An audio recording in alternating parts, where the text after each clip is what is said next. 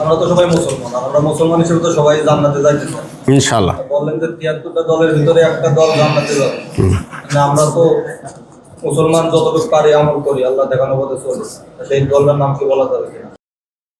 আল্লাহ রসুল তো নাম বলে নেই। আল্লাহ রসুলকে নাম আল্লাহ রসুল কি বলেন? মা আনা আলাইহি ও আসহাবি, যে আদর্শের উপর আমি আছি, আমার সাহাবি আছে, ওই আদর্শ যারা মেনে চলবে তারাই হক। কথা বুঝতে পারছেন তো? এই আদর্শ সবাই দাবিদার। আমি আপনাকে বুঝাইছি কিন্তু বোঝেন নেই। যারা মাজারে যাচ্ছে তারাও বলছে আমরা একটা দলের মানুষ। শিয়ারা একটু একটু খেয়াল করেন, আমরা একটু আগে কী বললাম? ইহুদির সাথে খারাপ বলিনি?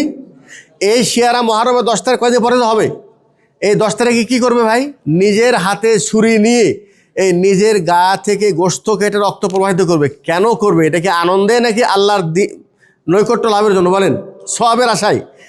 সোয়াবের আশায় আপনি হজ করতে যেয়ে কি আপনার এক ফোঁটা রক্ত প্রবাহিত করবেন? তার মানে আপনার চাইতে তারা আবেগী বেশি। আবেগী কি বেশি? আচ্ছা, তার এই কর্মটাকে শরীর সাপোর্ট করে? সে বাতিল, তার এই কর্ম বাতিল। কিন্তু যা কিছু করতেছে আবেগে করতেছে। এখন তারা যেটা করতেছে তারাও কিন্তু মনে করতেছে আমরাই হক, আমরা কি হক।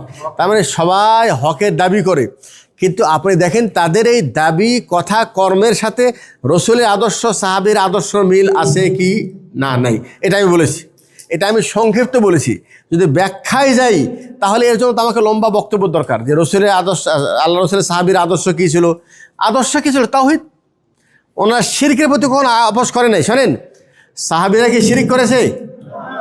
শিরিককে প্রশ্রয় দিয়েছে? ওমর রাদিয়াল্লাহু তাআলা যখন যে তওয়াফ করতেছিলেন, আপনি তওয়াফ করতে যে হাজর আসওয়াদকে চুমু দেন না? কেন চুমু দেন বলেন দেখি? এক ভাই উত্তর দেন তো দেখি, বলেন। হ্যাঁ, কিন্তু সাধারণ মানুষ কে মনে করে যে চুমু দিলে ওই পাথর গুনাহ টেনে নেই। আকীদা আছে না? ওমর রাদিয়াল্লাহু কি বললেন?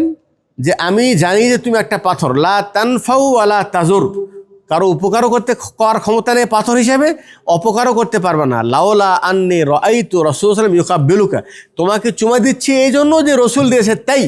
তাহলে হাজারে আসওয়াদকে চুমু দিচ্ছে রসুলের আদর্শ মনে করে, আর ওই হাজারে আসওয়াদের উপর কিয়াস করে আজকে আমরা কত রকম ঘর বানিয়েছি। কেউ যে হাজার আসওয়াদকে নয়, বরং পুরা তাহরিক টিভি বিশ্বব্যাপী বাংলা ভাষাভাষী মানুষের মধ্যে শিরিক বিদআত মুক্ত বিশুদ্ধ ইসলামের প্রচার ও প্রসারে নিরলসভাবে কাজ করে যাচ্ছে।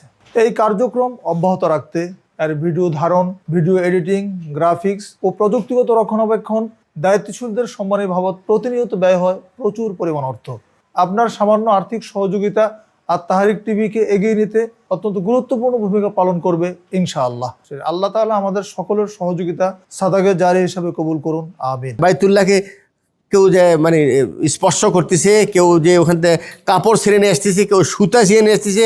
আপনি বাকিউল গরকাতে যান, সেখানে মানুষ মাটি নিয়ে যাচ্ছে, মনে করতেছে মাটির মধ্যে বরকত আছে। তার মানে কি? তার মানে হলো এই মানুষের আকীদা বোঝে না। কি বোঝে না ভাই? তাহলে সাহাবীরা শিরিক করেন নাই, শিরিকের ধারে কাছেও যান নাই। যেই জায়গায় যেই গাছে সুলা হুদাইবিয়ার সন্ধি হয়েছিল, ওমর রাদিয়াল্লাহু ওই গাছকে কেটে ফেলে দিয়েছেন। কেন কেটে ফেলে দিয়েছেন? যে মানুষ পরবর্তীতে হয়তো বা এই গাছকে সম্মান করা শুরু করে দেবে। বুঝতে পারছেন তো? সাহাবীরা শিরিক করেন নাই। বেদাত, কোনো বেদাত সাহাবীরা করেন নাই, বেদাতের প্রশ্রয় দেয় নাই। এখন এটাকে একটু ব্যাখ্যা দিয়ে বলতে পারি, সেটা হলেই যাদের আকীদার মধ্যে শিরিক নাই, যাদের আমলের মধ্যে বেদাত নাই, এবং তারা ইমানের সংরক্ষণকারী, সৎ কর্মশীল, তারা যেই নামেই নিজেকে পরিচয় দেখ, তারা ইনশাআল্লাহ হকপন্থী দল। কি ভাই ঠিক আছে? একটু মানে নাম যদি ভাই বসে নাম বলে তাই বললো আমি আমার মতো হন, আমাদের বলিনি। তবে একটা কথা ব্যাখ্যালেন, সেটা হলেই ভাই সুন্দর প্রশ্ন, জাযাকাল্লাহ খায়ের। এই হাদিসের আলোকে ইমাম আহমদ বিন হাম্বল, কে ভাই? এটা হলো 4 মাযহাবের একটা মানে গুরুত্বপূর্ণ একজন ইমাম।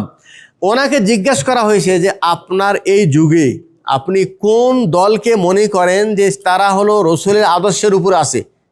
প্রশ্ন সুন্দর না? তখন তিনি বলছেন, ইযা লাম ইয়াকুন মিন আহলিল হাদিস ফালা আদরি মানহুম। ওই রসুলের আদর্শ, সাহাবেদের আদর্শ দল যদি আহলে হাদিসরা না হয়, তাহলে আমার জানা নাই আর কে হতে পারে।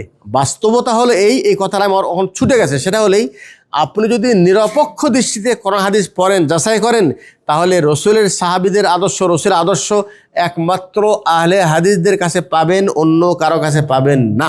এটা হলো শেষ কথা, এটা আপনি যাচাই করে দেখেলেন, ঠিক আছে ভাই? আত্মাহারিক টিভি, ওহির আলোয় উদ্ভাসিত জীবনের জন্য।